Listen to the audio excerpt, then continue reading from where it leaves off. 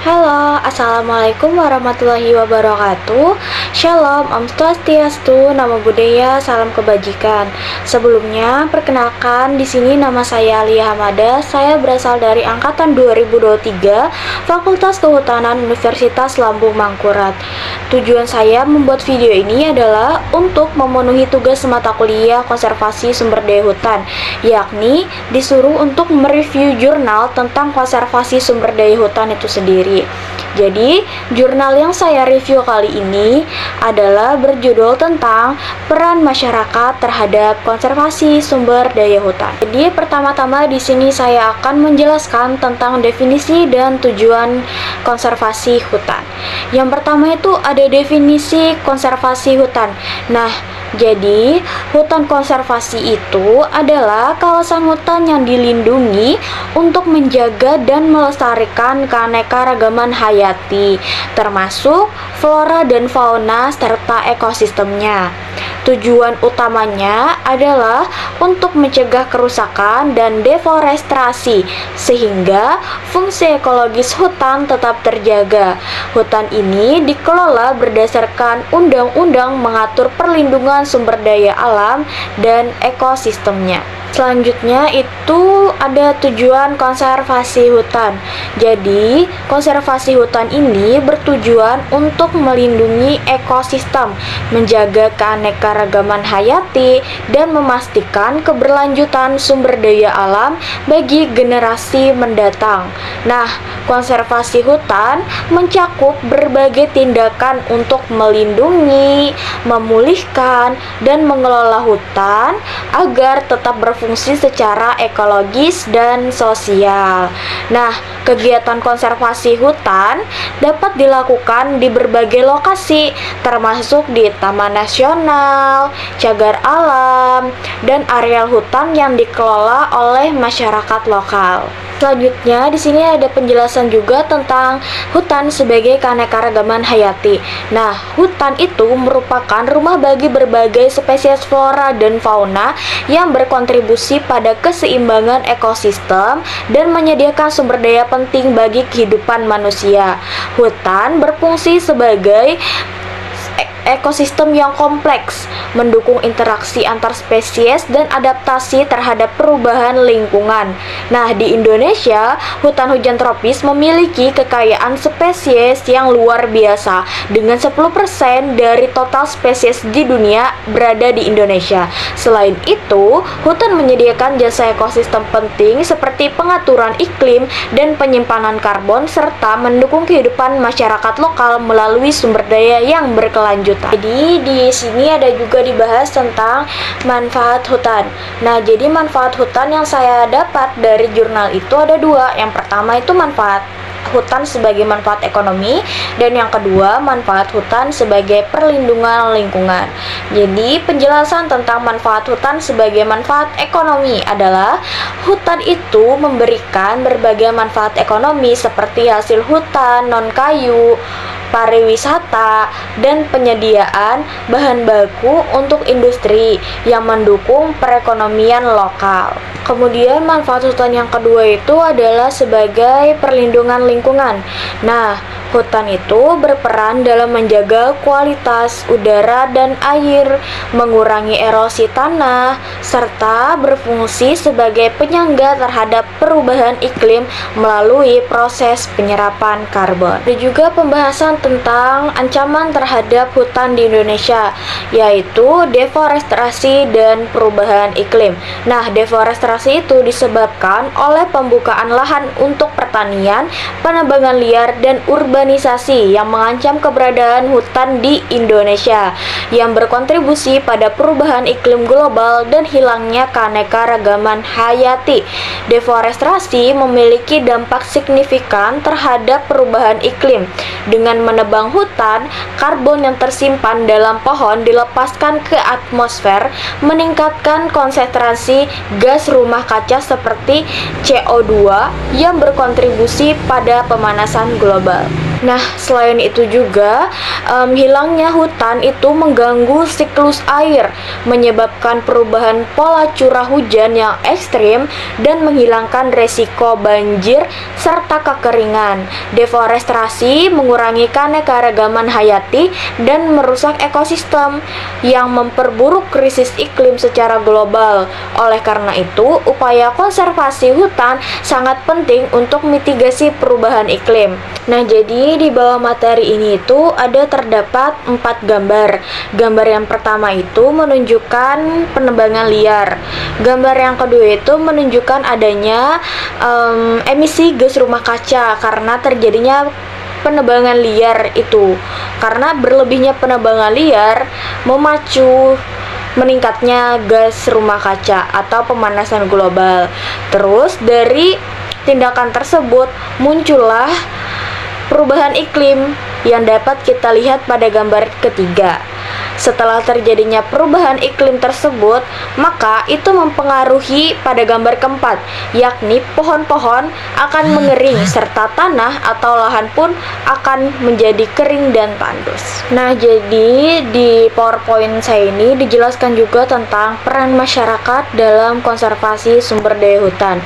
Nah, jadi masyarakat itu memiliki peran dalam pengawasan hutan, yaitu masyarakat berperan dalam mengawasi hutan dari aktivitas ilegal seperti pembalakan liar.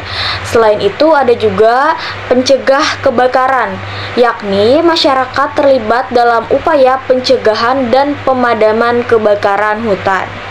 Ada juga pelaporan kerusakan. Nah, jadi masyarakat dapat melaporkan kerusakan hutan kepada pihak yang berwenang. Selain itu, ada juga partisipasi dalam pengelolaan. Nah, keterlibatan masyarakat dalam pengelolaan kawasan konservasi memastikan keberlanjutan. Selanjutnya ada juga kearifan lokal, yaitu masyarakat ini mengintegrasikan kearifan lokal dalam praktik konservasi sumber daya hutan. Terus ada juga edukasi lingkungan. Jadi masyarakat ini berperan dalam mendidik anggota komunitas yang tentang pentingnya pelestarian hutan. Selain itu ada juga pengembangan ekowisata. Jadi masyarakat dapat mengembangkan ekowisata yang berkelanjutan sebagai alternatif mata pencaharian atau ekonomi. Jadi ada juga keterlibatan dalam kebijakan. Nah, masyarakat ini dilibatkan dalam proses pengambilan keputusan terkait pengelolaan hutan. Ada juga restorasi hutan. Nah, masyarakat ini berkontribusi dalam program restorasi dan rehabilitasi hutan yang rusak. Nah, dan yang terakhir ini ada tentang pemberdayaan ekonomi. Nah, jadi kegiatan ekonomi berbasis hutan yang berkelanjutan dapat meningkatkan kesejahteraan masyarakat sekaligus menjaga kelestarian hutan. Nah, selanjutnya pembahasan yang akan saya bahas adalah tentang kearifan lokal sebagai dasar konservasi. Jadi kearifan lokal sebagai dasar konservasi ini terbagi dalam 2 poin. Yang pertama ada praktik tradisional dan yang kedua ada partisipasi masyarakat.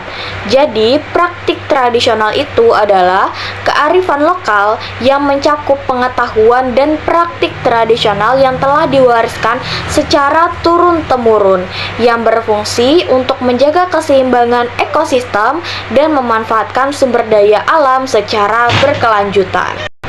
Kemudian partisipasi masyarakat. Nah, masyarakat yang mengadopsi kearifan lokal dalam konservasi hutan ini dapat meningkatkan efektivitas upaya pelestarian karena mereka memiliki pemahaman mendalam tentang lingkungan dan kebutuhan ekosistem setempat. Nah, di sini ada juga dibahas tentang contoh praktik kearifan lokal di berbagai daerah. Nah, jadi praktik kearifan lokal itu ada 3 poin yang saya ambil. Yang pertama ada praktik pertanian berkelanjutan, yang kedua itu ada pengelolaan sumber daya air, dan yang ketiga itu ada upacara adat untuk pelestarian. Jadi, praktik pertanian berkelanjutan. Nah, di beberapa daerah, masyarakat menerapkan sistem pertanian berkelanjutan yang mengintegrasikan tanaman hutan dengan pertanian, menjaga kesuburan tanah dan keanekaragaman hayati. Kemudian ada pengelolaan sumber daya air. Nah, komunitas lokal di daerah pegunungan sering menggunakan teknik tradisional untuk mengelola sumber daya air, seperti pembuatan terasering dan saluran irigasi alami yang mendukung konservasi hutan. Dan yang terakhir itu ada upacara adat untuk pelestarian. Nah, banyak suku di Indonesia ini mengadakan upacara adat yang berkelanjutan bertujuan untuk menghormati hutan dan alam, yang berfungsi sebagai pengingat pentingnya menjaga ekosistem bagi generasi mendatang. Pembahasan selanjutnya adalah tentang peran komunitas dalam pelestarian hutan. Nah, keterlibatan komunitas. Komunitas lokal berperan penting dalam pelestarian hutan melalui pengelolaan sumber daya alam secara berkelanjutan, penerapan praktik konservasi yang berbasis kearifan lokal, serta partisipasi aktif dalam program-program lingkungan yang mendukung keberlangsungan ekosistem hutan. Selain itu, ada juga program dan inisiatif masyarakat untuk konservasi. Nah, inisiatif konservasi lokal. Masyarakat di berbagai daerah telah mengembangkan program konservasi yang melibatkan penanaman pohon, pengelolaan hutan secara berkelanjutan, dan pendidikan lingkungan untuk meningkatkan kesadaran akan pentingnya pelestarian hutan. Materi selanjutnya adalah tentang strategi pemberdayaan masyarakat. Jadi strategi pemberdayaan masyarakat ini ada 3. Yang pertama ada pendidikan dan kesadaran, yang kedua ada pengembangan ekonomi berkelanjutan, dan yang ketiga ada kolaborasi dengan pemangku kepentingan. Nah, pendidikan dan kesadaran itu untuk meningkatkan pendidikan lingkungan bagi masyarakat lokal, untuk memahami pentingnya konservasi hutan dan dampak negatif dari kerusakan lingkungan sehingga mendorong partisipasi aktif. Kemudian ada pengembangan ekonomi berkelanjutan, yaitu mendorong inisiatif ekonomi yang berkelanjutan seperti ekoturisme dan pengelolaan hasil hutan kayu dan non-kayu untuk melestarikan alternatif pendapatan yang tidak merusak hutan. Terakhir itu ada kolaborasi dengan pemangku kepentingan. Jadi, kolaborasi ini membangun kemitraan antara masyarakat, pemerintah, dan organisasi yang non-pemerintah untuk menciptakan program konservasi yang inklusif dan berkelanjutan, serta memperkuat kapasitas lokal. Materi selanjutnya adalah tentang kolaborasi antara pemerintah dan masyarakat. Jadi di sini kolaborasi itu ada 3 poin. Yang pertama, sinergi dan program konservasi. Yang kedua ada pendidikan dan kesadaran lingkungan, dan yang ketiga itu ada pendanaan dan sumber daya. Yang pertama, sinergi program konservasi. Nah, pemerintah dan masyarakat perlu bekerja sama dalam merancang dan melaksanakan program konservasi yang efektif dan melibatkan masyarakat dalam pengambilan keputusan untuk meningkatkan rasa kepemilikan terhadap hutan. Kemudian ada pendidikan kesadaran lingkungan. Nah, kolaborasi dalam pendidikan lingkungan sangat penting untuk meningkatkan kesadaran masyarakat tentang pentingnya konservasi hutan serta dampak negatif dari aktivitas yang merusak lingkungan. Kemudian yang terakhir itu ada pendanaan sumber daya, yakni kerjasama antara pemerintah dan masyarakat dapat menciptakan akses yang lebih baik terhadap pendanaan dan sumber daya untuk proyek-proyek konservasi, sehingga memperkuat upaya pelestarian hutan secara berkelanjutan. Dan materi terakhir yang saya ambil dari jurnal tersebut adalah tentang kebijakan untuk mendukung konservasi hutan. Yang pertama itu ada kebijakan berbasis masyarakat, yaitu kebijakan yang melibatkan masyarakat dalam pengelolaan hutan, dapat meningkatkan efektivitas konservasi dengan memberikan hak akses dan pengelolaan sumber daya kepada komunitas lokal sehingga mendorong mereka untuk berpartisipasi aktif dalam pelestarian hutan. Kemudian materi yang kedua itu ada intensif ekonomi untuk konservasi, yaitu penerapan intensif ekonomi sebagai subsidi untuk praktik pertanian berkelanjutan dan program pembayaran untuk jasa lingkungan dapat mendorong masyarakat untuk menjaga hutan dan mengurangi tekanan terhadap sumber daya alam. Oke, mungkin cukup sekian dari saya tentang presentasi konservasi sumber daya hutan yang berkaitan dengan review jurnal yang judulnya saya ambil adalah tentang peran masyarakat terhadap konservasi hutan. Cukup sekian dan saya ucapkan terima kasih atas perhatiannya. Wassalamualaikum warahmatullahi wabarakatuh.